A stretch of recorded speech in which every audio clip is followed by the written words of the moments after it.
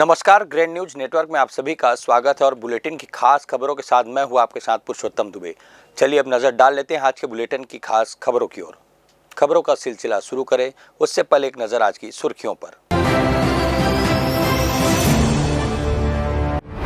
धान खरीदी की मोहलत खत्म होने में अब केवल 10 दिन बाकी। किसानों में बढ़ती जा रही बेचैनी। बड़ी संख्या में अब तक धान नहीं बेच पाए हैं किसान। टोकन बना गले की फांस। धान खरीदी को लेकर जिला प्रशासन की सामने आई सख्ती। किसानों के घर पहुंच रहे अफसर। फर्जी किसानों को लेकर होने लगा भौतिक सत्यापन। इधर किसान हो रहे हलाकान। भूमाफियाओं ने रची खतरनाक साजिश। जिंदा शख्स को फाइलों में मार डाला। पीड़ितों की फरियाद नहीं सुन रही पुलिस। अपनी पहचान साबित करने परेशान हो रहा जिंदा इंसान। और बिलासपुर के साइंस कॉलेज में उमड़ा शिव भक्तों का सैलाब। 1108 जोड़ों ने किया महारुद्राभिषेक। श्री चक्र महामेरु पीठाधिपति सच्चिदानंद तीर्थ स्वामी ने दिया हिंदू एकता का संदेश। तो ये थी आज की तमाम सुर्खियां। अब खबरें विस्तार से। बिलासपुर जिले में धान खरीदी को लेकर एक बार फिर किसानों की परेशानी सामने आई है। जिले की कई मंडियों के अंतर्गत संचालित धान खरीदी केंद्रों की लिमिट कम होने के कारण किसानों को अपनी मेहनत की उपज बेचने में भारी दिक्कतों का सामना करना पड़ रहा है। धान खरीदी की समय सीमा अब नजदीक है, लेकिन इसके बावजूद बड़ी संख्या में किसान अब तक अपना धान नहीं बेच पाए हैं।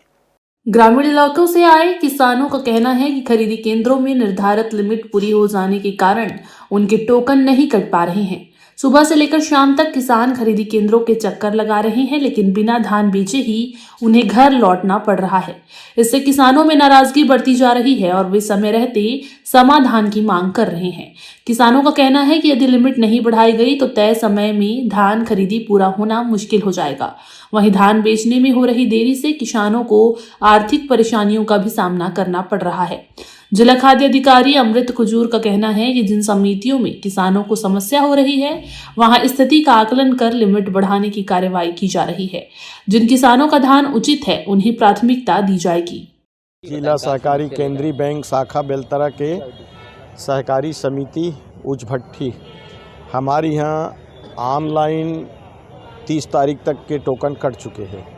लिमिट 725 क्विंटल होए के कारण करीब 6000 क्विंटल 100 किसान के बेचे बर बाकी है।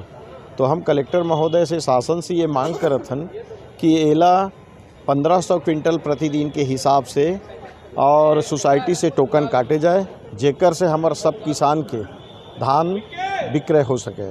कई किसान कर्जा ले हैं और कर्जा का पटाहे कामा, या तो खरीदी के नहीं बढ़ा है तो कर्जा का माफ़ करे। तो किसान मन के यही मांग है और नहीं हो है तो आगामी हम छत्तीसगढ़ किसान संघ के तरफ से, भारतीय किसान संघ के तरफ से फिर आंदोलन के रुख अपनाबो, नहीं तो ये तत्काल सहकारी समिति का आदेश भेजे। यहाँ एक कहत भर है कि हम पेपर में दे दिया है, बढ़ा दिए हैं, वहाँ बढ़ा दिए हैं। टोकन का तो ऑनलाइन कटना ही समाप्त हो गया है, ऑफलाइन सोसाइटी से कटना है। आप लिमिट बढ़ाओगे तब कटेगा, तो लिमिट आप बढ़ाइए और किसानों का जो समस्या है उसको समाधान कीजिए। लिमिट्स बढ़ाया जा रहा है। जिन भी समितियों में वास्तविक किसान, जो इच्छुक किसान हैं, वो किसी भी प्रकार से उनको तकलीफ ना हो, इसका ख्याल जिला प्रशासन रख रहा है। ऐसे जिनकी सूची प्राप्त हो रही है उन समितियों के माध्यम से, तो उनको तुरंत शासन को भेजते हुए उनकी लिमिट्स बढ़ा दी जा रही है। जिला प्रशासन का कहना है कि किसानों की समस्याओं को गंभीरता से लिया जा रहा है और चरणबद्ध तरीके से समाधान किया जा रहा है। अब देखना होगा कि आने वाले दिनों में लिमिट बढ़ने से किसानों को राहत मिलती है या नहीं, और क्या तय समय में जिले की धान खरीदी पूरी हो पाती है। कैमरामैन गोलू कश्यप के साथ भारतेंदु कौशिक की रिपोर्ट। बिलासपुर के भतराई स्टेडियम में रविवार को सुरक्षा और सेहत का एक बड़ा सरोकार देखने को मिला। राष्ट्रीय सड़क सुरक्षा माह के अंतर्गत स्कूल बसों में सघन मैकेनिकल जांच और बस स्टाफ के लिए स्वास्थ्य शिविर का आयोजन किया गया। इस दौरान स्कूली बच्चों की सुरक्षा को लेकर कई गंभीर खामियां उजागर हुई। जिले की कुल 233 स्कूल बसों की तकनीकी पड़ताल में करीब 40% बसें अनफिट पाई गई, जिन्हें सड़क पर दौड़ाने के लिए असुरक्षित माना गया। वहीं दूसरी ओर बच्चों की सुरक्षा की जिम्मेदारी संभालने वाले चालक और परिचालक खुद ही भी कई बीमारियों के चपेट में मिले, जिससे परिवहन व्यवस्था और प्रबंधन पर बड़े सवाल खड़े हो गए। परिवहन विभाग और पुलिस प्रशासन द्वारा संयुक्त रूप से की गई इस कार्रवाई में बसों की तकनीकी मापदंडों की बारीकी से जांच की गई। आंकड़ों के मुताबिक 233 बसों में से केवल 140 बसें ही तय मानकों पर खरी उतरी, जबकि 93 बसों में गंभीर तकनीकी त्रुटियां पाई गई। जांच के दौरान ये चौंकाने वाला तथ्य सामने आया कि 18 बसें बिना प्रदूषण प्रमाण पत्र के चल रही थी, जबकि 37 बसों में आग से बचाव के लिए अग्निशमन यंत्र ही उपलब्ध नहीं थे। इतना ही नहीं, सुरक्षा के लिहाज से अनिवार्य सीसीटीवी कैमरे, सुरक्षा जाली और फर्स्ट एड बॉक्स जैसी बुनियादी सुविधाओं का भी अभाव दिखा। प्रशासन ने इन सभी कमियों को बेहद गंभीरता से लेते हुए बस संचालकों को सख्त हिदायत दी है कि 3 दिनों के भीतर सभी तकनीकी खामियों को दुरुस्त किया जाए। निर्धारित समय में सुधार न होने की स्थिति में वाहनों को ब्लैकलिस्ट करने और परमिट निरस्त करने जैसी कठोर कार्रवाई की चेतावनी दी गई है। 1 जनवरी 2026 से 31 जनवरी तक लगातार सड़क सुरक्षा माह जो है भूतल एवं सड़क परिवहन मंत्रालय के द्वारा दिशा निर्देश पर की जा रही है। इसी क्रम में जो रोस्टर बनाया गया था सड़क सुरक्षा माह के दौरान जिन जिन योजनागत जो कार्यवाही करनी है, उसी क्रम में हमारे द्वारा जो है जितने भी स्कूल बस हैं उसके फिटनेस चेकिंग की गई है, जिसमें आरटीओ विभाग के जो तकनीकी विभाग है उनके द्वारा यह किया गया था, जिसमें 233 बसों की जाँच की गई है, जिसमें 93 बसों में कई प्रकार की कमियां पाई गई हैं। इन कमियों के संबंध में पूरा डिटेल निकाला गया है और इसके तहत जो है जिन जिन जो स्कूल के बस हैं उसके बस के संचालकों को सख्त निर्देश दिया गया है कि वे तत्काल ही जो फिटनेस में कमी देखी गई है उन चीज़ों को तत्काल पूर्ण कराएं, अन्यथा उनके विरुद्ध जो है विधिवत कार्रवाई की जाएगी। इसके लिए जो है संबंधित आरटीओ विभाग के जो संबंधित कर्मचारी हैं, अधिकारी हैं, उनको भी निर्देशित किया गया है। साथ ही जो स्कूल के संचालक हैं उनको भी बताया गया है कि चूँकि मासूम बच्चे उस जो बस है उसमें ट्रेवल करते हैं और कोई भी तरीके का सुरक्षा मापदंडों का अगर उल्लंघन किया जा रहा है बस संचालकों के द्वारा, तो इस पर सख्त कार्रवाई की जाएगी। पूर्व में भी हमारे यातायात विभाग के द्वारा इन ऐसे संचालकों का बैठक लिया गया था और शुरू में ही समझा दिया गया था कि जब शिक्षा सत्र प्रारंभ हो रही है तत्काल ही जितने बसें हैं उसको फिटनेस करा लें, लगातार मैकेनिकल मुआयजा कराएं, मैकेनिकली कोई त्रुटि है तो उसको तत्काल सुधार कार्य कर लें। इसके बावजूद भी अगर अनफिट देखी गई है तो इस पर प्रभावी और सख्त कार्रवाई की जाएगी। इस अभियान का दूसरा महत्वपूर्ण पहलू बस ड्राइवरों और कंडक्टर्स की सेवा से जुड़ा रहा। मैकेनिकल जांच के साथ साथ स्टाफ के लिए नेत्र और सामान्य स्वास्थ्य परीक्षण शिविर लगाया गया, जिसके परिणाम चिंताजनक रहे। परीक्षण में शामिल 233 कर्मचारियों में से 26 शुगर और 21 बीपी से पीड़ित पाए गए, वहीं 9 कर्मचारी चर्म रोग से ग्रसित मिले। चिकित्सा विशेषज्ञों ने इन सभी को तत्काल उपचार और नियमित परामर्श की सलाह दी है। अभियान के दौरान स्पष्ट किया गया कि यदि बस संचालक उच्चतम न्यायालय द्वारा निर्धारित मापदंडों की अनदेखी करते हैं तो उन पर मोटर व्हीकल अधिनियम के तहत सख्त कार्रवाई की जाएगी। जो स्कूल अपनी बसों को जांच के लिए निर्धारित स्थल पर नहीं लाए हैं उनके परिसरों में जाकर आगामी दिनों में औचक निरीक्षण किया जाएगा। इस वृहद आयोजन का मुख्य उद्देश्य सड़क दुर्घटनाओं में कमी लाना और स्कूली बच्चों के सफर को पूरी तरह से सुरक्षित बनाना है। कैमरामैन राकेश मिश्रा के साथ पिंटू दुबे की रिपोर्ट। बिलासपुर न्यायधानी के सरकंडा थाना क्षेत्र अंतर्गत देवनंदन नगर फेज 1 में संचालित हो रहे RVR ओयो होटल पर नगर निगम की टीम ने बड़ी कार्रवाई करते हुए उसे सील कर दिया है।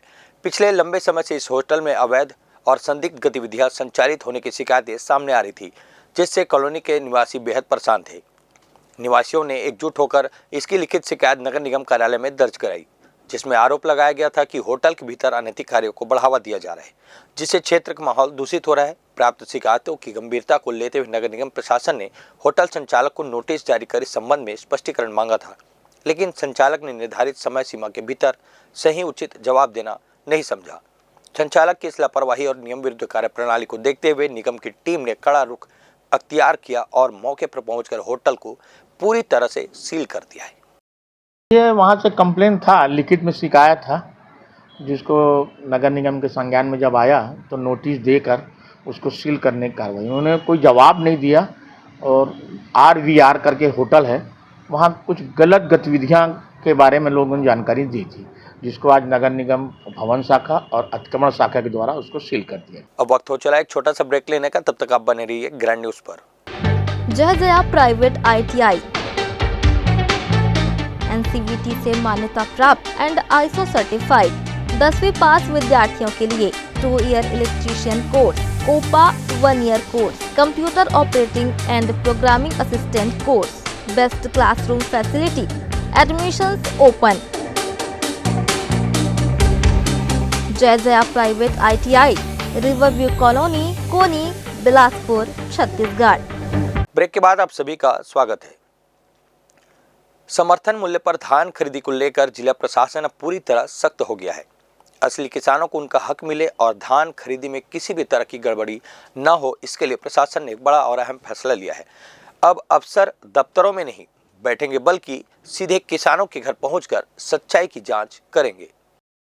जिले में धान खरीदी के लिए अब गिनती के ही दिन बचे हैं, लेकिन खरीदी की मौजूदा रफ्तार को देखते हुए तय समय में 100% खरीदी होना मुश्किल नजर आ रहा है। इसी बीच लगातार शिकायतें सामने आ रही थी कि कुछ लोग किसान ना होते हुए भी कागजों में किसान बनकर धान बेच रहे हैं। कई मामलों में बिचौलियों के जरिए दूसरे किसानों का धान अपने नाम से बेचने की बात भी उजागर हुई है। इन शिकायतों को गंभीरता से लेते हुए प्रशासन ने घर घर सत्यापन अभियान शुरू करने का निर्णय लिया है। अब राजस्व, कृषि और सहकारिता विभाग के अधिकारी संयुक्त रूप से किसानों के घर जाकर जांच करेंगे। अधिकारी ये देखेंगे कि संबंधित किसान के घर में वास्तव में धान मौजूद है या नहीं, कितनी मात्रा में है और क्या वो उसकी घोषित भूमि और उत्पादन के अनुसार है या नहीं। प्रशासन ने साफ शब्दों में कहा है कि जिनके घर में धान नहीं मिलेगा उन्हें दूसरे का धान बेचने की अनुमति नहीं दी जाएगी। गलत तरीके से समर्थन मूल्य का लाभ लेने वालों पर सख्त कार्रवाई भी की जाएगी। साथ ही अधिकारियों ने कहा कि किसान को किसी भी प्रकार की समस्या नहीं होगी। वो नए जो टोकन्स वगैरह कट रहे हैं तो उनका एक नॉर्मल प्रक्रिया है, उसके तहत किया जा रहा है। शासन और प्रशासन पूरी तरीके से ये आश्वस्त करती है कि किसी किसान को किसी भी प्रकार की कोई समस्या ना हो। प्रशासन का कहना है कि इस सख्ती का उद्देश्य किसी को परेशान करना नहीं बल्कि धान खरीदी व्यवस्था को पूरी तरह से पारदर्शी बनाना है। अब देखना होगा कि घर घर सत्यापन से फर्जी किसानों पर कितनी लगाम लगती है और क्या इस पहल से वास्तविक किसानों को उनका पूरा हक मिल पाता है। कैमरामैन गोलू कश्यप के साथ भारतेंदु कौशिक की रिपोर्ट। बिलासपुर में नशा मुक्ति को लेकर जन जागरूकता की एक मजबूत पहल देखने को मिली। मजदूर ट्रेड यूनियन काउंसिल बिलासपुर के तत्वाधान में जागरूकता कल सुरक्षित भविष्य के नारे के साथ नशा मुक्ति जन जागरूकता रैली निकाली गई। यह रैली तोरवा चौक से गांधी चौक तक निकाली गई, जिसमें बड़ी संख्या में युवा, बच्चे और महिलाएं शामिल हुए। रैली के दौरान प्रतिभागियों ने हाथों में संदेश लिखी तख्तियां लेकर नशा मुक्त देश, नशा मुक्त प्रदेश और नशा मुक्त शहर की कामना की। खास बात यह रही कि रैली में शामिल लोगों ने राह चलते नागरिकों को गुलाब का फूल देकर नशे से दूर रहने का संदेश दिया। यह पहल लोगों के दिलों को छूती नजर आई।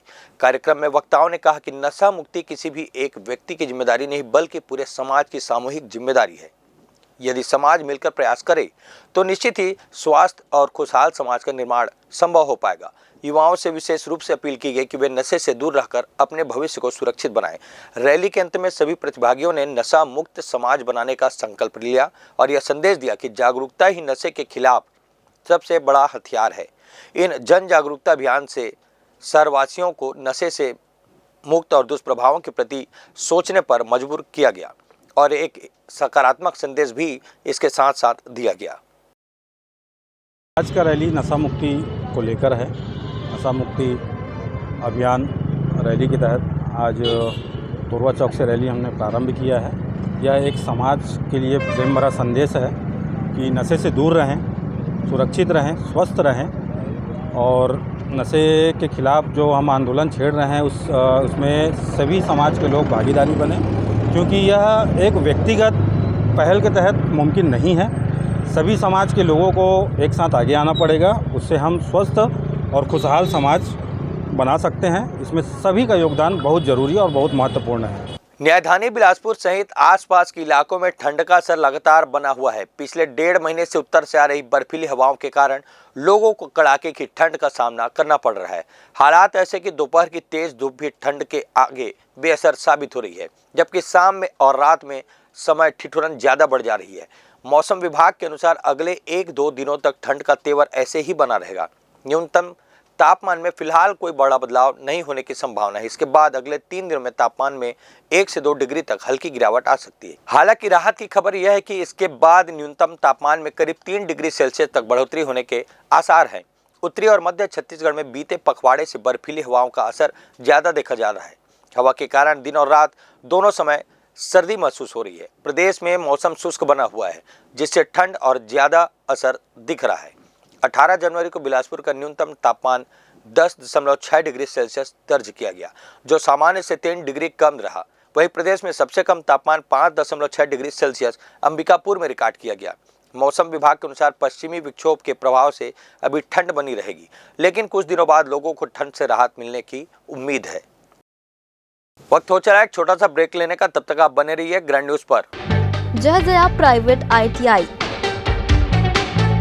NCVT से मान्यता प्राप्त एंड ISO सर्टिफाइड 10वीं पास विद्यार्थियों के लिए 2 year electrician course, COPA 1 year course, computer operating and programming assistant course, best classroom facility, admissions open. Jai private ITI, Riverview colony, Koni, Bilaspur, Chhattisgarh. Break के बाद आप सभी का फिर से स्वागत है। बिलासपुर न्यायधानी में धोखाधड़ी का एक ऐसा हैरतअंगेज मामला सामने आया जिसे सुनकर कानून और व्यवस्था पर से आपका भरोसा डगमगा जाएगा। यहाँ भूमाफियाओं में न केवल नाबालिग बच्चों की करोड़ों की जमीन हड़प ली, बल्कि इसके लिए उनके जीवित पिता को ही कागजों में मृत घोषित कर दिया गया। मामला सकरी थाने का है, जहां पीड़ित मनीष कुमार शुक्ला पिछले 1 महीने से थाने के चक्कर काट रहे हैं, लेकिन पुलिस ने अब तक FIR दर्ज नहीं की है। पीड़ित का आरोप है कि भूमाफियाओं और रसूखदारों के आगे नतमस्तक पुलिस अब उन्हें ही कागजों में जिंदा मानने को तैयार नहीं दिख रही है। देखिए पूरी खास रिपोर्ट। बिलासपुर के सकरी इलाके में जमीन की कीमतें आसमान छू रही है और शायद यही वजह है कि यहाँ मुर्दे भी जमीनें बेच रहे हैं और जिंदा लोगों को सरकारी फाइलों में मार दिया जा रहा है। रायगढ़ निवासी मनीष कुमार शुक्ला के 3 नाबालिग बच्चों के नाम पर सकरी में बेशकीमती जमीन थी। जांजगीर चांपा के शातिर खिलाड़ी अखिलेश कुमार पांडे और उनके साथियों ने एक ऐसी खूनी षड्यंत्र रची कि मनीष शुक्ला को कागजों में मृत दिखाकर उनके बच्चों की जमीनें बेच दी। हैरानी की बात तो ये है कि इस पूरी बंदरबाट में न तो बच्चों को हिस्सा मिला और न ही कानून को इसकी भनक लगी। ये बिलासपुर के रजिस्ट्री दफ्तर और राजस्व विभाग की कार्यप्रणाली पर भी एक करारा तमाचा है कि कैसे एक जीवित व्यक्ति को बिना जांचे मृत बनाकर जमीन का नामांतरण और विक्रय कर दिया गया। जी, मैं यूँ आया हूँ खरसिया रायगढ़ जिले से। यहाँ सकरी में हमारी ज़मीन थी, जिसको मुझे मृत बताकर जो मेरे बच्चों के नाम थी, उनका वल्दियत बन के इनका मामा बेच दिया। अभी क्या चाहते हैं? अभी हम चाहते हैं कि हमको न्याय मिले, बच्चों का जो ज़मीन वो बेचा है वो वापस हो जाए उनको, और रजिस्ट्री कैंसिल हो जाए और उनको सजा हो। उनसे मांगे तो क्या बोले आप? जब गए अपनी ज़मीन पास तो क्या पता वो बात ही नहीं कर रहा है हमसे। वो किसी तरह की कोई बात नहीं हुई है उनसे, ना बात नहीं कर रहा है, ना फ़ोन नहीं उठाता है। कब से चक्कर लगा रहे हो? आज पुलिस दफ्तर आना पड़ा, थाना नहीं गए क्या? थाना गए थे, लेकिन थाना में करने से कुछ नहीं हुआ। तब जाकर हम माननीय पुलिस अधीक्षक महोदय के पास आए। मिले आप उनसे, उन्होंने क्या कहा? उन्होंने बहुत अच्छे तरीके से हमसे बात की और बहुत बढ़िया तरीके से सांत्वना दिया और कहा कि इस पर कार्रवाई जरूर होगी। अब बात करते हैं न्याय की उम्मीद जगाने वाली हमारी पुलिस की। मनीष शुक्ला पिछले साल 22 दिसंबर से सकरी थाने की दहलीज घिस रहे हैं। थाना प्रभारी ने बयान दर्ज किए, दस्तावेज लिए और बड़े बड़े आश्वासन भी दिए, लेकिन 1 महीने बीत जाने के बाद भी FIR की स्याही अभी तक थाने के रजिस्टर तक नहीं पहुंच पाई है। आलम यह है कि पीड़ित पिता को अब खुद के जिंदा होने का सबूत लेकर SP दफ्तर की शरण लेनी पड़ी है। पुलिस की ये कछुआ चाल कई सवाल पैदा करती है। क्या खाकी भू माफियाओं के संरक्षण में है या फिर इस जमीन के खेल में मिले भगत की जड़ें बहुत गहरी है? कैमरामैन राहुल ठाकुर के साथ पिंटू दुबे की रिपोर्ट। बिलासपुर के सरकंडा थाना क्षेत्र से एक सनसनीखेज मामला सामने आया, जहां भक्ति और आस्था के बीच नशेड़ियों ने जमकर उत्पात मचाया। चिंगराजपारा के विश्वकर्मा चौक पर बीते 19 वर्षों से आयोजित हो रहे अखंड नवधा रामायण कार्यक्रम में के दौरान 2 बदमाशों ने खूनी खेल खेला। रात करीब 2:30 बजे नशे में धुत आरोपी कोमल दिवांगन और गोलू दिवाकर कार्यक्रम स्थल पहुंचे और वहां पर गाली गलौज करते हुए कुर्सियों में तोड़फोड़ करने लगे। जब रामायण मंडली के उप कोषाध्यक्ष शुभम ने उन्हें रोकने की कोशिश की और उन्हें गेट से बाहर किया, तभी आरोपी कोमल ने अपने पास रखे बड़े चाकू से शुभम की कमर पर जानलेवा हमला कर दिया। हमले के बाद इलाके में दहशत फैल गई और घायल शुभम को उपचार के लिए अस्पताल में भर्ती कराया गया। इस घटना से आक्रोशित मोहल्ले वासियों और शुभम के परिजन सरकंडा थाना पहुंचकर आरोपियों के खिलाफ कड़ी कार्रवाई की मांग कर रहे हैं। इस स्थानों पर अब हमला होना शुरू हो चुका है। एक घटना 2 दिन पहले सकरी थाना क्षेत्र में हुई थी, जहां पूजा अर्चना के दौरान एक पत्थरबाजी और मारपीट का मामला सामने आया था। अब दूसरा मामला सरकंडा क्षेत्र से आया, जहां रामायण का आयोजन हो रहा था और आधी रात लगभग 2 से ढाई के बीच एक युवक के साथ बेरहमी से चाकू से वार किया गया। उसके ऊपर कुछ महिलाएं यहाँ पे मौजूद है और कुछ लोग भी यहाँ पे जुड़े हुए हैं। क्या कुछ हुआ था, किसके ऊपर चाकू से हमला किया गया था और कौन लोग हैं वो लोग? सवेरे मेरे को पता चला था कि शुभम को चाकू मार दिया गया है करके। मैं तैयारी में सुन के घबरा गई और बाकी मैं कुछ नहीं जानती। क्या लगती हैं आप शुभम की? माँ हूँ मैं।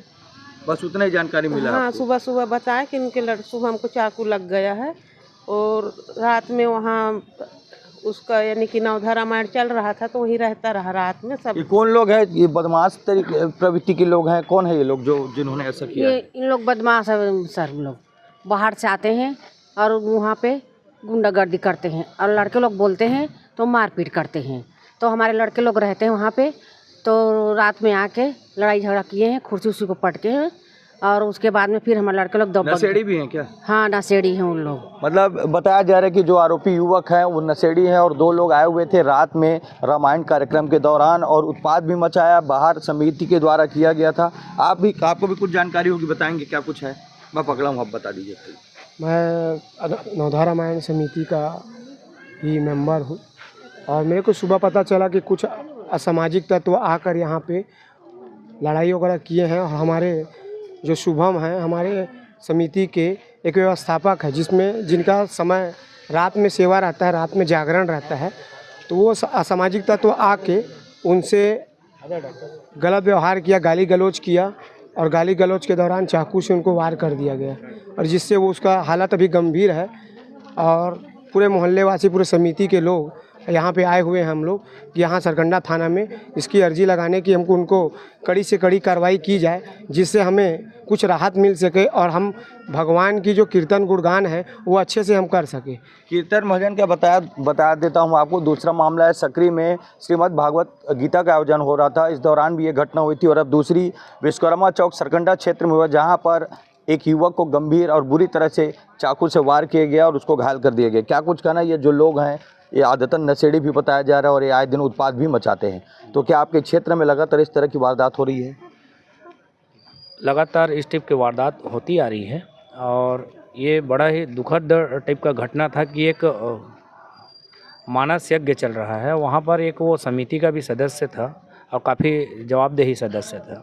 रात को क्या होता है कि जब नवधा रामायण चलता है तो रात को सभी सदस्य को ड्यूटी दिया जाता है रुकने के लिए, तो उसी बीच ये भी सब व्यवस्था में लगे हुए थे और अचानक इन लोग शराब के नशे में आए और उनसे हाथापाई किए और हाथापाई करते हुए फिर उन पे चाकू से हमला कर दिया गया। तो ये अच्छी घटना नहीं है और यहाँ पर प्रशासन भी काफ़ी ढिलाई है।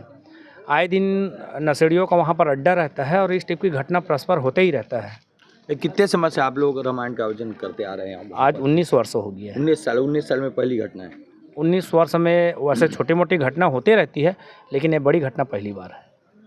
वीडियो में हम आपको साफ दिखाएंगे कि किस तरह से चाकू से वार किया गया और कितना गंभीर अवस्था में उसे अस्पताल ले जाया गया है। कुछ और भी लोग जुड़े हैं, क्या कुछ बताएंगे? कौन है वो लोग, क्या आप जानते हैं उन लोगों को? सर वो नशाखोर ऐसे देखने में लगा, ऐसे जानते नहीं है, लेकिन अचानक से वो आ गए और वारदात को अंजाम दे दिया। पीड़ित की महिला से एक बार हम और बात करेंगे, क्या कुछ लगता है उनको, आप क्या चाह रही हैं? आप पीड़ित की मां है, आपके बेटे के ऊपर वार किया गया, आप क्या चाह रही हैं पुलिस प्रशासन से, बताएंगे थोड़ा? सर वो मुजरिम को कड़ी से कड़ी कार्यवाही दिया जाए ताकि अगले समय ऐसा घटना न होए। तो शुभम के ऊपर जिस तरह से हमला किया गया है वाकई में दुखद है और पुलिस प्रशासन से उनकी मांग कर रही है कि कड़ी से कड़ी सज़ा ऐसे आरोपियों को दिया जाए ताकि आगे बार से कोई भी इस तरह की हरकत करने से 2 बार सोचे। और भी एक कुछ भाई बोलना चाह रहे हैं हमारे बीच में, क्या कुछ कहना है? ये भी आप आ जाइए, इधर आ जाइए, क्या कुछ कहना है आप बताओ। भैया मैं प्रशांत शर्मा चिंगराजपारा निवासी हूँ। ये जो नशाखोरी है ये ज़रूरत से ज़्यादा बढ़ते जा रहा है चिंगराजपारा में। लड़के अभी नया नशा पकड़ लिए है, वाइटनर जो अपन नाम मिटाते हैं उसको करके इन लोग आगे मुड़ रहे हैं। हमारे मोहल्ले में आते हैं, चाकू छुरी बच्चा से बच्चा रखा रहता है, अगर आप उसको कुछ भी बोल रहे हो तो तुरंत चला देते हैं इन लोग। अंजाम को देने में इन लोग बिल्कुल पीछे नहीं हटते। नाबालिग ज़्यादा रहते हैं। नाबालिग ज़्यादा रहते हैं, नाबालिग से हो रहा है यहाँ पे वारदात, और करवाने वाला भी कोई दूसरा है, उनको सिखाया पढ़ाया जाता है तो ये वारदात होता है। आप बाएं नशा बिक रहा है, गोली गांजा दारू सभी जगह चिंगराज के अंदर सभी जगह बिक रहा है गोली गांजा दारू, लेकिन उसका कोई रोकथाम नहीं है। अगर इन्होंने तो बड़ा खुलासा कर दिया कि चिंगराज के अंदर सभी तरह के नशा का व्यापार हो रहा है और कुछ भी वहाँ पर कार्रवाई नहीं की जा रही। लेकिन सबसे बड़ी बात यह है, इन्होंने कहा कि जो नाबालिग है उनके पास उनकी जेबों में चाकुएं रहती है और कभी भी छोटी मोटी बातों पे ये वार कर देते हैं और इनको सिखाकर भेजा जाता है। ये सबसे बड़ी और अहम बात इन्होंने कह दी है। अब देखना होगा कि पुलिस पूरे मामले में क्या करती है और किस तरह से आरोपियों को सजा दी जाती है। कैमरामैन राकेश मिश्रा के साथ पिंटू दुबे, ग्रैंड न्यूज। बिलासपुर में उस वक्त हड़कंप मच गया जब बड़ी संख्या में मुस्लिम समाज के जनप्रतिनिधियों ने एसएसपी कार्यालय पहुंचकर एक युवक के खिलाफ मोर्चा खोल दिया। मामला इंस्टाग्राम पर वायरल हो रहे उस वीडियो से जुड़ा है जिसमें दीपिका के रहने वाले ऋषभ ओझा ने मुस्लिम समाज के खिलाफ आपत्तिजनक टिप्पणियां की। तहफ़्फ़ुज़-ए-नामूस-ए-रिसालत एक्शन ट्रस्ट के नेतृत्व में पहुंचे लोगों ने दो टूक शब्दों में कहा कि अगर इस नफरत के सौदागर पर तत्काल कार्रवाई नहीं हुई तो समाज सड़कों पर उतरने के लिए मजबूर होगा। सोशल मीडिया की चमक धमक के बीच नफरत की एक ऐसी पटकथा लिखी गई है जिसने छत्तीसगढ़ की गंगा जमुनी तहजीब को चोट पहुंचाई है। आरोपी ऋषभ ओझा ने अपने इंस्टाग्राम अकाउंट से एक नहीं बल्कि कई ऐसे रील पोस्ट की जो सीधे तौर पर सांप्रदायिक दंगे भड़काने की कोशिश नजर आती है। ये केवल एक बयान नहीं बल्कि समाज में दहशत फैलाने का एक सोचा समझा डिजिटल हमला है। इन वीडियो के वायरल होने के बाद से ही शहर के अमन पसंद लोगों में भारी आक्रोश देखा जा रहा है। जी, आज हम लोग एसपी ऑफिस आए हुए हैं। एक बंदा है कोरबा जिला दीपका का रहने वाला है ऋषभ ओझा।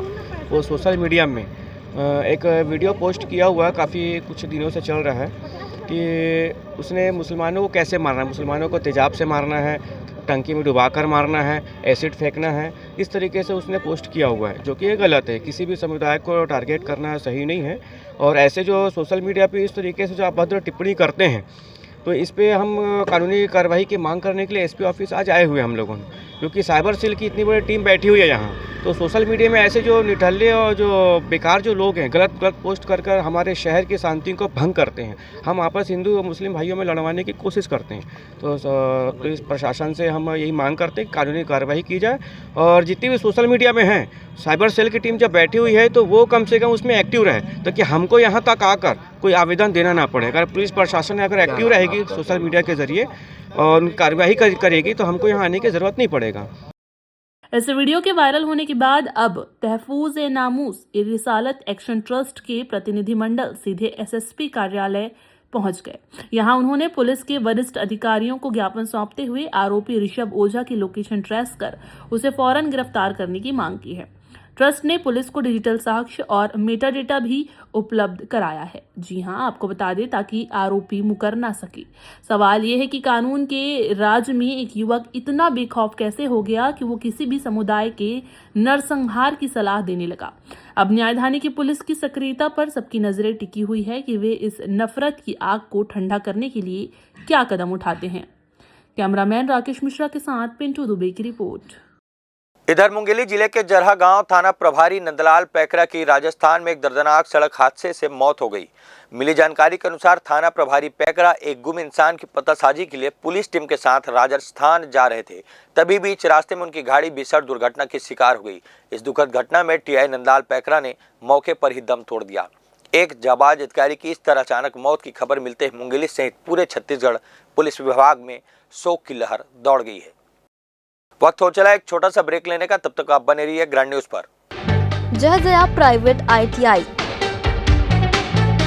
NCVT से मान्यता प्राप्त एंड ISO सर्टिफाइड 10वीं पास विद्यार्थियों के लिए 2 year electrician course, COPA 1 year course, computer operating and programming assistant course, best classroom facility, admissions open. Jai private ITI, river view colony, Koni, Bilaspur, Chhattisgarh. Break के बाद आप सभी का फिर से स्वागत है।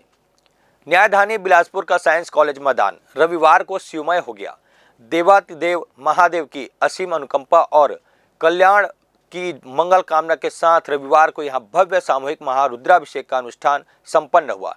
श्री चक्र महामेरु पीठाधिपति अनंत श्री विभूषित सच्चिदानंद तीर्थ महास्वामी जी महाराज के सानिध्य में आयोजित इस कार्यक्रम में हजारों शिव भक्तों ने एक साथ महादेव की आराधना की। इस धार्मिक महाकुंभ में जहां वैदिक मंत्रोच्चार से वातावरण गुंजायमान रहा, वहीं महास्वामी जी ने सनातन धर्म की एकता और धर्मांतरण की चुनौतियों पर समाज को जागृत करने वाला संदेश भी दिया है। 18 जनवरी की दोपहर जैसे ही घड़ी की सुइयों ने 3 बजवाया, बिलासपुर का सरकंडा इलाका हर हर महादेव के जयकारों से गूंज उठा। 1108 पार्थिव शिवलिंगों के पूजन के लिए साइंस कॉलेज मैदान को विशेष रूप से सजाया गया था।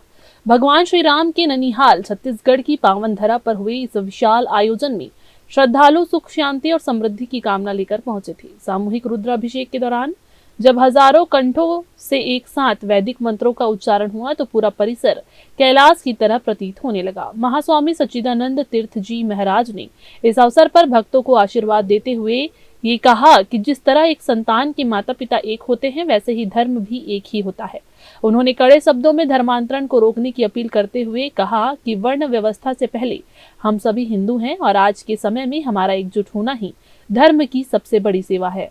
आज 1108 पार्थिव मिट्टी का बना हुआ शंकर जी का रुद्राभिषेक महोत्सव हमारी छत्तीसगढ़ पावन धरा भगवान श्री राम की ननिहाल, कृष्ण जी की ससुराल, ऐसा पावन भूमि में राजिम की चारों क्षेत्र पंचकोशी परिक्रमा में ऐसा शंकर जी का स्थापना की इस पावन धरती में 1108 पार्थिव शंकर जी का रुद्राभिषेक सामूहिक रूप से छत्तीसगढ़ की जन कल्याण के लिए हो रहा है।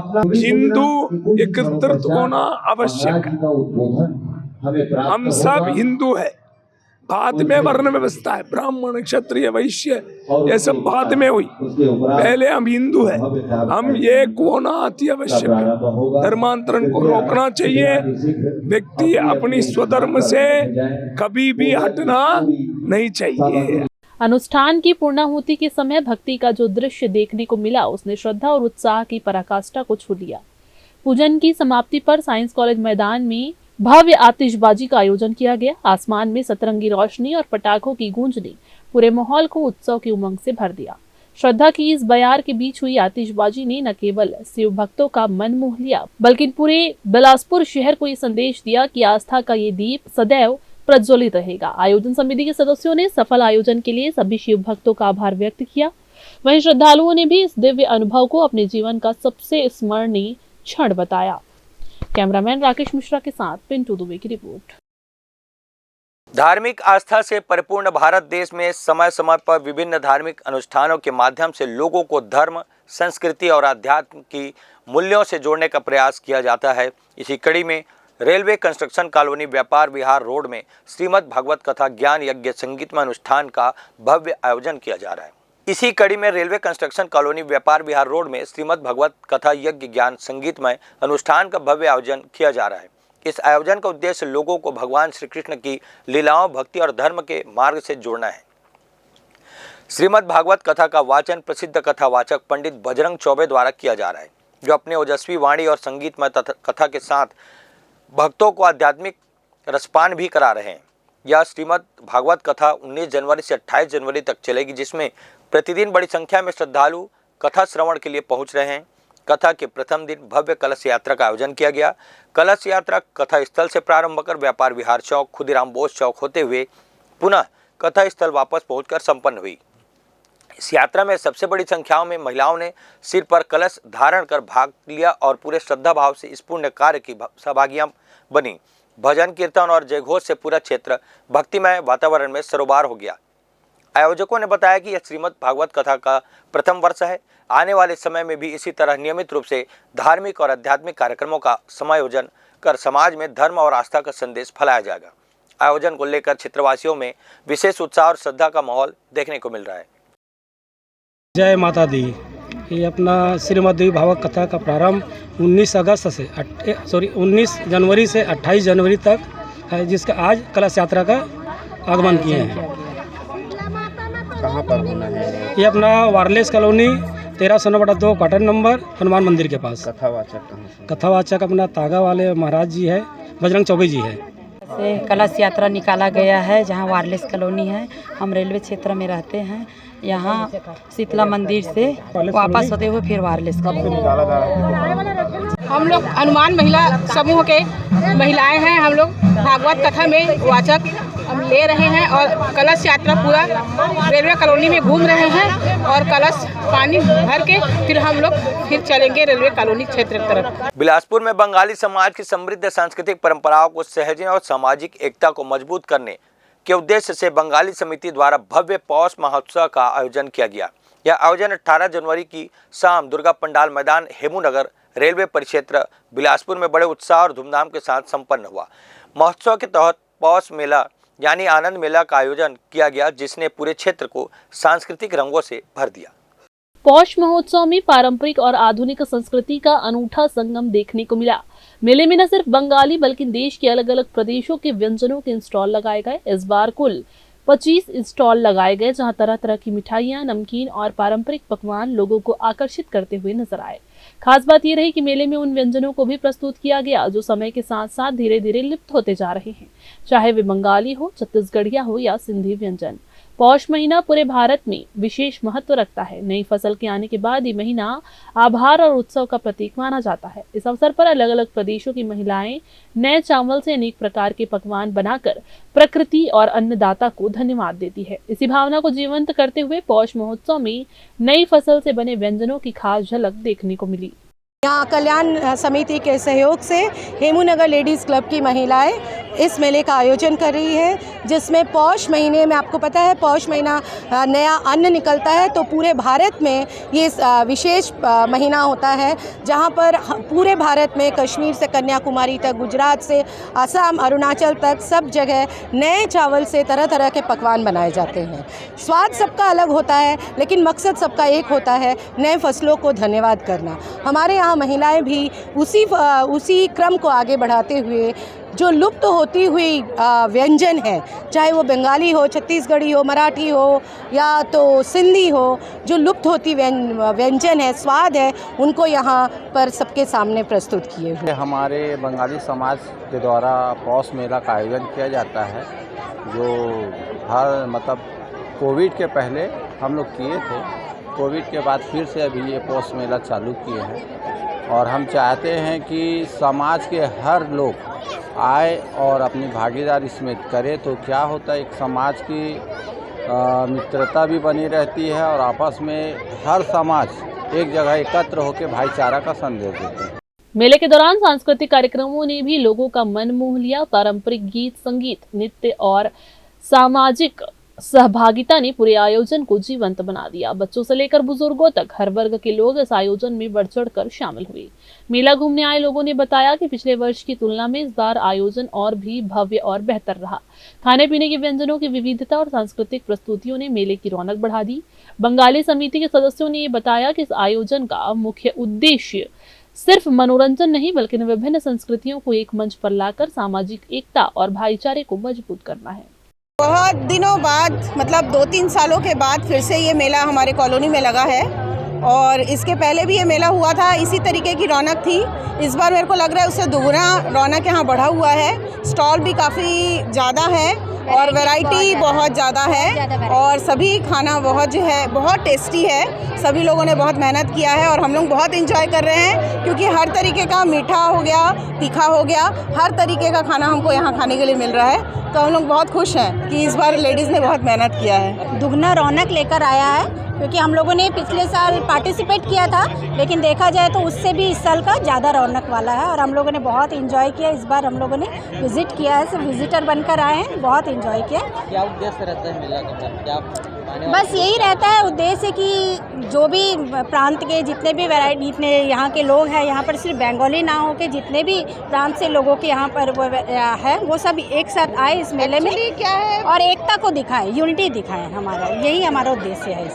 पौष महोत्सव के जरिए संदेश दिया जा रहा है कि परंपराएं तभी जीवित रहती है जब समाज मिलकर उन्हें आगे बढ़ाए।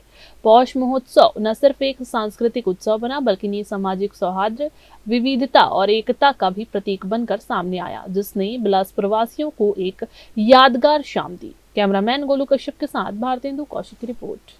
वक्त हो चला है एक छोटा सा ब्रेक लेने का, तब तक आप बने रहिए ग्रैंड न्यूज पर। जय जया प्राइवेट ITI NCVT से मान्यता प्राप्त एंड ISO सर्टिफाइड 10वीं पास विद्यार्थियों के लिए 2 year electrician course, COPA 1 year course, computer operating and programming assistant course, best classroom facility, admissions open. Jai Jaya private ITI, Riverview colony, Koni, Bilaspur, Chhattisgarh. Break के बाद आप सभी का फिर से स्वागत है। राठौर क्षत्रिय समाज का भव्य समारोह सामाजिक एकता और प्रेरणा का प्रतीक बना। इस कार्यक्रम में न केवल नवनिर्वाचित पदाधिकारियों को शपथ दिलाई गई बल्कि कई महत्वपूर्ण निर्णयों की भी घोषणा की गई जो समाज को संगठित और सशक्त बनाने में मदद करेंगे। समारोह की शुरुआत राष्ट्रवीर दुर्गादास राठौर के छायाचित्र पर पुष्पांजलि अर्पित करके की गई। इसके बाद छत्तीसगढ़ प्रांतीय राठौर क्षत्रिय सभा के नवनिर्वाचित पदाधिकारियों ने समाज सेवा, संगठन की मजबूती और एकता बनाए रखने की शपथ ग्रहण की। इस अवसर पर विशेष रूप से उद्योग मंत्री लखनलाल देवांगन, सांसद ज्योत्सना चरणदास महंत, पूर्व मंत्री जयसिंह अग्रवाल और महापौर संजू देवी राजपूत उपस्थित रहे। मंत्री देवांगन ने सर्वमंगला मंदिर चौक पर राष्ट्रवीर दुर्गादास राठौर की भव्य प्रतिमा स्थापना की घोषणा की, जिसे समाजजनों ने तालियों और जयकारों के साथ स्वागत किया। मंत्री लखनलाल ने कहा कि राठौर क्षत्रिय समाज की असली पहचान उसकी एकजुटता और विकासशील सोच है। उन्होंने समाज भवन के विकास और सामुदायिक भवन निर्माण के लिए स्वीकृत राशि की भी जानकारी दी। समाज के युवक युवती परिचय सम्मेलन के लिए विशेष ग्रुप गठित की गई, जिसके माध्यम से समाज के युवक युवतियों का डेटा संकलित किया जाएगा और भविष्य में एक भव्य सामूहिक परिचय सम्मेलन का आयोजन किया जाएगा। समाज के नवनियुक्त अध्यक्ष पवन राठौर ने कार्यक्रम के दौरान कहा कि समाज केवल परंपरा और सम्मान तक सीमित नहीं है, बल्कि हम इसे एकजुट और सशक्त बनाकर नई दिशा देना चाहते हैं। हमारे प्रयास होंगे कि युवा, बुजुर्ग और सभी सदस्य मिलकर समाज की सेवा, विकास और संगठन की मजबूती में योगदान दें।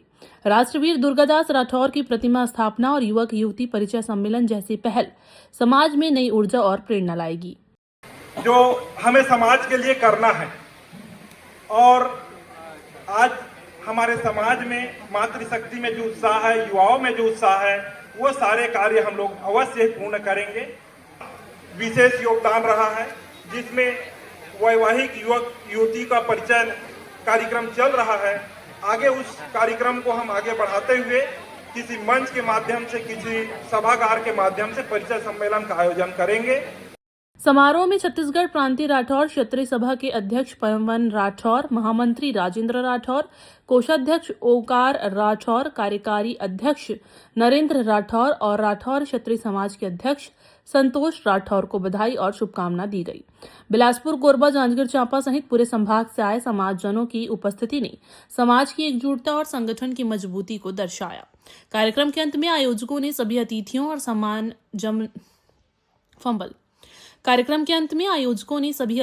और समाजजनों का आभार व्यक्त किया। ये समारोह समाज में एकजुटता, संगठन और प्रेरणा का संदेश देने वाला रहा। Bureau report, grand news. इधर प्रदेश में धान खरीदी अब अपने अंतिम चरण पर पहुंच चुकी है। खरीदी के इस अहम दौर में धान की रिसाइकलिंग और अवैध लेन देन की आशंका को देखते हुए जिला प्रशासन पूरी तरह सतर्क नजर आ रहा है। प्रशासन की टीम लगातार मैदान में उतरकर अवैध धान के खिलाफ सख्त कार्रवाई कर रही है। अब तक जिले में लगभग 75% किसान अपना धान बेच चुके हैं, लेकिन जैसे जैसे खरीदी के अंतिम दिन नजदीक आते हैं वैसे वैसे कोचियों और बिचौलियों के जरिए धान की रिसाइकलिंग की जाती है। जी हां, आपको बता दें कि इसे खतरे को रोकने के लिए जिला प्रशासन ने विशेष टीमें गठित की है, जो अलग अलग क्षेत्रों में लगातार निगरानी और कार्रवाई कर रही है। प्रशासन की सख्ती का असर साफ दिखाई दे रहा है। जिले में अब तक 71 कोचियों से 3000 क्विंटल से अधिक अवैध धान जब्त किया जा चुका है। ये कार्रवाई उन लोगों के लिए कड़ा संदेश है जो नियमों को ताक रखकर गलत तरीके से मुनाफा कमाने की कोशिश कर रहे थे। सिर्फ कोचियों पर ही नहीं बल्कि जिले की राइस मिलों पर भी प्रशासन की पैनी नजर है। जिले की कुल 181 राइस मिलों में लगातार जांच की जा रही है। जांच के दौरान गंभीर अनियमितताएं पाए जाने पर अब तक 5 राइस मिलों को सील किया जा चुका है। इन मिलों में करीब 1 लाख क्विंटल से अधिक धान से जुड़ी गड़बड़ियां सामने आई हैं, जिनकी अनुमानित कीमत लगभग 56 करोड़ रुपए बताई जा रही है। और बिलासपुर ज़िले पे अभी धान खरीदी के अंतिम दिन चल रहा है, जिसमें लगभग हम लोग 80% रकबे का हमने धान खरीदी कर चुका है और लगभग 75-76% किसानों ने अपना धान बेच चुका है। तो आने वाले जो आखिरी दिनों में कोचिया बिचौलिए वगैरह के माध्यम से रिसाइकल की गुंजाइश बनती है। तो इस कारण से कलेक्टर महोदय के निर्देश अनुसार लगातार कार्रवाई की जा रही है, जिसमें खाद्य, राजस्व, सहकारिता, मंडी सभी की संयुक्त टीम है जिनके द्वारा ये कार्रवाई की जा रही है। जिले पे अभी तक लगभग 71 कोचियों से 3000 से अधिक क्विंटल धान की जब्ती की जा चुकी है एवं जिले पे 181 राइस मिलर्स हैं, उनके यहाँ सतत रूप से जांच की जा रही है, जिससे वो उनसे कोई रिसाइकल की गुंजाइश ना रहे। तो इसी क्रम में 5 राइस मिल को सील भी किया जा चुका है और 1,30,000 से अधिक धान की जब्ती की गई है, जिनका अनुमानित मूल्य लगभग 56 करोड़ रुपए होता है। जिला प्रशासन ने साफ कर दिया है कि ये कार्रवाई यही नहीं रुकेगी। धान खरीदी पूरी होने तक अवैध धान रिसाइकलिंग और नियमों के उल्लंघन पर सख्त कदम उठाए जाते रहेंगे। प्रशासन का लक्ष्य साफ है, किसानों को न्याय, व्यवस्था में पारदर्शिता और धान खरीदी प्रक्रिया को पूरी तरह से निष्पक्ष बनाना। कैमरामैन गोलू कश्यप के साथ भारतेंदु कौशिक की रिपोर्ट। आज के इस बुलेटिन में बस इतना ही। अगले बुलेटिन में फिर होगी मुलाकात। तब तक के लिए मुझे और पूरी टीम को दीजिए इजाजत। नमस्कार।